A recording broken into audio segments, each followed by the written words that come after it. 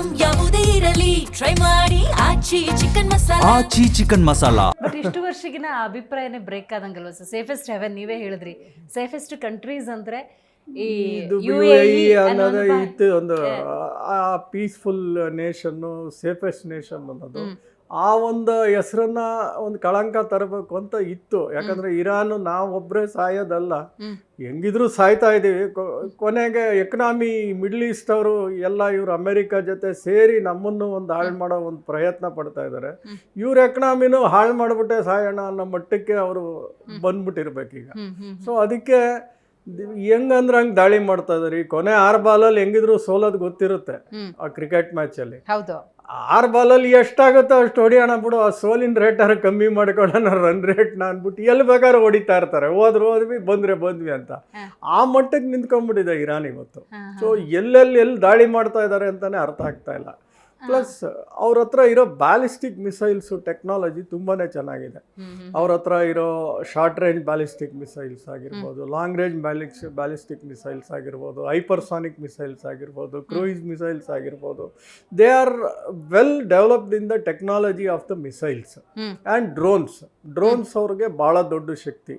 ಯಾಕಂದರೆ ಅವ್ರ ಹತ್ರ ಏರ್ಫೋರ್ಸ್ ಇಲ್ಲ. ಯಾಕಂದರೆ ಏರ್ಕ್ರಾಫ್ಟು ಇವರು ಎಲ್ಲೂ ತಗೊಳಕ್ಕೆ ಆಗಲೇ ಇಲ್ಲ. ಅವ್ರ ಕೈಲಿ ಸ್ಯಾಂಕ್ಷನ್ಸ್ಗಳು ಹಾಕಿದ್ರು, ಯಾವ ದೇಶನೂ ಇವ್ರಿಗೆ ಮಾರಲಿಲ್ಲ. ಸೊ ಯಾವುದೋ F4 F5 ಹಳೇ ಕಾಲದ 70s ಇದೆ ಏರ್ಕ್ರಾಫ್ಟು. ಸೊ ಅದು ಏನು, ಅದು ಇದ್ರು ಒಂದೇ, ಇಲ್ಲದೇ ಇದ್ರು ಒಂದೇ.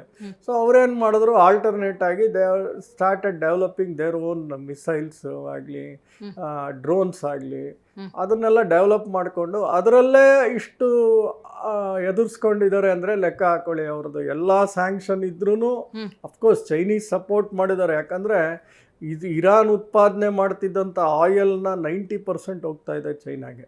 ಯಾಕಂದರೆ ಅದ್ರ ಮೇಲೂ ಸ್ಯಾಂಕ್ಷನ್ಸ್ ಹಾಕಿರೋದ್ರಿಂದ ಯಾವ ದೇಶನೂ ಇರಾನಿಂದ ಆಯಿಲ್ ತಗೋತಾ ಇರಲಿಲ್ಲ. ಬಟ್ ಚೈನಾ ಮಾತ್ರ 90% ಅಷ್ಟು ಆಯಿಲ್ ತಗೋತಾ ಇತ್ತು. ಯಾಕಂದರೆ ಅವ್ರು ಕೆಲವು ಪೈಪ್ಸ್ಗಳು ಅಳವಡಿಸ್ಕೊಂಡಿದ್ರು. ಈ ಶ್ಯಾಡೋ ಫ್ಲೀಟ್ಗಳಿತ್ತು, ಅಂದರೆ ಕದ್ದು ಮುಚ್ಚಿ ಅವರು ತಗೊಳ್ಳೋದ್ರಲ್ಲೇ ಅವರು ಪಂಡಿತರು ಅವ್ರ ಅಂಥದ್ರಲ್ಲೆಲ್ಲ. So they were taking. So by and large economy of China was largely dependent on Iran. Plus ಅವರು ಯುಹಾನ್ ಕರೆನ್ಸಿನೇ ಯೂಸ್ ಮಾಡ್ತಾ ಇದ್ರು, ಚೈನಾ ಕರೆನ್ಸಿನೇ ತಗೋತಾ ಇದ್ರು ಇರಾನ್ ಅವರು. ಸೊ ಪ್ಲಸ್ ಚೈನಾ ಆ ದುಡ್ಡಲ್ಲಿ ಏನು ಮಾಡ್ತಾ ಇದ್ರು, ಚೈನಾಯಿಂದ ಅತ್ಯಾಧುನಿಕವಾದ ಕೆಲವು ಏರ್ ಡಿಫೆನ್ಸ್ ಸಿಸ್ಟಮ್ ಆಗಲಿ ಇದಾಗಲಿ ಎಲ್ಲನೂ ತೊಗೊಂಡಿದ್ರು ಅವ್ರು, ಇಲ್ಲ ಅಂತಲ್ಲ. ಬಟ್ ಯಾವ ಡಿಫೆನ್ಸ್ ಸಿಸ್ಟಮು ಇಲ್ಲಿ ವರ್ಕ್ ಆಗಲಿಲ್ಲ. ಮೊನ್ನೆ ನಡೆದಿದ್ದ ದಾಳಿಲಿ ಯಾವ ಏರ್ ಡಿಫೆನ್ಸ್ ಸಿಸ್ಟಮ್ ವರ್ಕ್ ಆಗಿಲ್ಲ. ಈವನ್ ಪಾಕಿಸ್ತಾನ ಅವರು ಚೈನಾದ ಇಟ್ಕೊಂಡಿದ್ರು, ವರ್ಕ್ ಆಗಲಿಲ್ಲ ಆ ಟೈಮಲ್ಲಿ. ಏನಕ್ಕೆ ವರ್ಕ್ ಆಗಲಿಲ್ಲ, there is lot of technology. ಅದು ಗ್ರೋಲರ್ ಅಂತ ಒಂದು ಎಲೆಕ್ಟ್ರಾನಿಕ್ ಸೂಟ್ಸ್ ಇದೆ, ಏರ್ಕ್ರಾಫ್ಟ್ ಕ್ಯಾರಿ ಮಾಡುತ್ತೆ. ಸೊ ಅದು ಏನು ಮಾಡ್ಬೋದು, ಜಾಮ್ ಮಾಡ್ಬೋದು, ಇಲ್ಲ they might have use some classified weapons. So ಆ ಥರ ರೆಡಾರ್ಗೆ ಕಂಡುಹಿಡಿಯೋಕ್ಕಾಗದೇ ಇರೋವಂಥ ಟೆಕ್ನಾಲಜಿಗಳು ಯೂಸ್ ಮಾಡಿದ್ದಾರೆ ಅವರು. ಸೊ ಅದರಿಂದ ಯಾವ ಏರ್ ಡಿಫೆನ್ಸ್ ಸಿಸ್ಟಮು ವರ್ಕ್ ಆಗಿಲ್ಲ ಅವ್ರಿಗೆ. ಇಲ್ಲ ಸೈಬರ್ ಅಟ್ಯಾಕ್ ಮಾಡಿರ್ಬೋದು.